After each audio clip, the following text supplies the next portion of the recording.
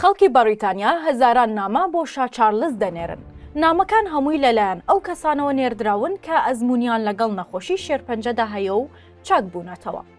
ڕۆژی هێنی شا چارلزی بەریتانیا وێنەیەکی بڵاو کرایەوە کە بەدەم خوێندنەوەی ئەو نامانی بووی هاتوون پێدەکەنێت. نامەکان کە ژمارەیان هەزاران نامە دەبێت لەلایەن ئەو کەسانەوە بۆ شا نێردراون کە پێشتر تووشی نەخۆشی شێرپەنجە بوون و چاک بوونەتەوە. کۆشکی باکینگهام لە سەرەتای ئەم مانگەدا ئاشکرای کرد کە شا چارلز لە تەمەنی 75 ساڵیدا تووشی جۆرێکی دیاری نەکراوی شێرپەنجە بووە. ئەم نەخۆشیش دوای ئەوە دێت کە شا لە دوای مردنی شاژنە ئێلیزابێس ماوەی 18 مانگا لەسەر تەختی پاشایەتی دانیشتووە. چارلز سەرەتای ئەم هەفتەیە بە سەرۆکوەزیرانی بەریتانیا ڕیشی سۆناکی ڕاگەیاندووە. پەیامێکی زۆری لەلایەن هاوڵاتیانی بەریتانیاوە پێگەیشتووە.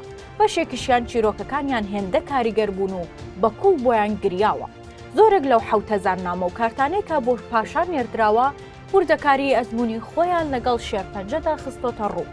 بەشێکی دیکەشیان نەزا و هیوای زوو چاکبوونەوەیان بۆ پاشا خواستووە. لە نامەیەکدا هاتووە چەناگەت بەرز بکەرەوە و سنگت دەرپەڕێنە، بە ئەرێنی بمێنەرەوە و مەهێڵە ئەم نەخۆشیە بتخات.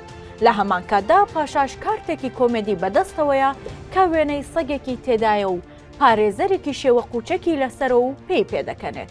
شا چارلز تا ئەم دواییانەش لە ڕایکردنی کارە فەرمیەکانی بەردەوام بوو، بەڵام لەسەر خواستی پزیشکەکانی بەشداریە فەرمیەکانی دواخراوە تا وەرگرتنی چارەسەریەکانی تەواو دەبێت.